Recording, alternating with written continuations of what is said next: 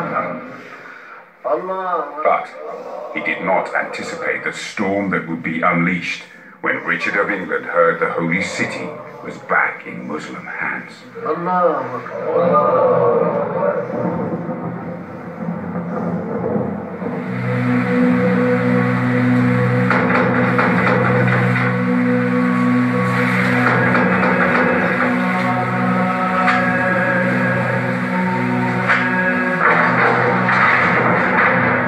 loss of Jerusalem was a disaster for Richard and the Christians in Europe. The Pope immediately issued a decree. Jerusalem was to be recaptured at all costs. In Christianity's darkest hour, Richard prepared to take on Saladin. Richard would have heard the name Saladin many, many times. He would have known of Saladin's huge success as the leader of the Muslim world. The opportunity to match himself against someone so famous was an opportunity not to be missed. As soon as he heard the news that Saladin had taken Jerusalem, he at once, without a moment's thought, impetuously, knowing instinctively it was the right thing to do, took the cross. Richard received a fabric cross that all crusaders pledged to wear until Jerusalem was back in Christian hands.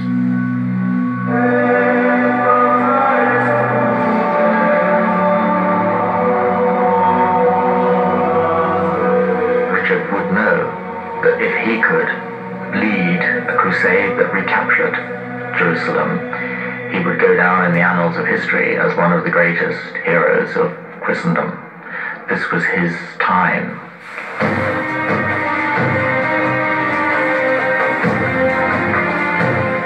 When Richard, the greatest knight in Europe, became a crusader, thousands followed his example. Men prepared to leave their families. The crosses sewn onto their tunics, signifying that they were now a part of Christ's army, led by Richard.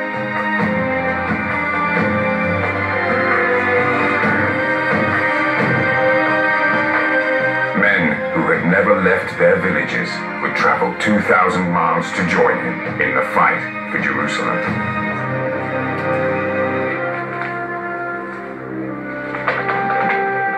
In return, the church would forgive them all their sins, a reward for which many were ready to die.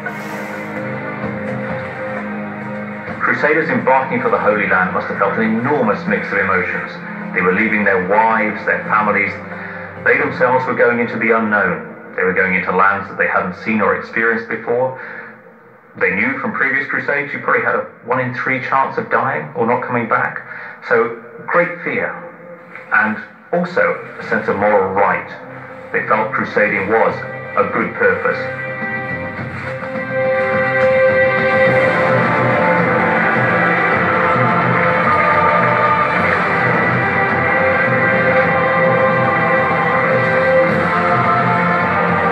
Summer of 1190, Richard, now King of England, set sail for the Holy Land. Richard had spent a fortune on provisions. It was said he would have been prepared to sell London to aid Jerusalem.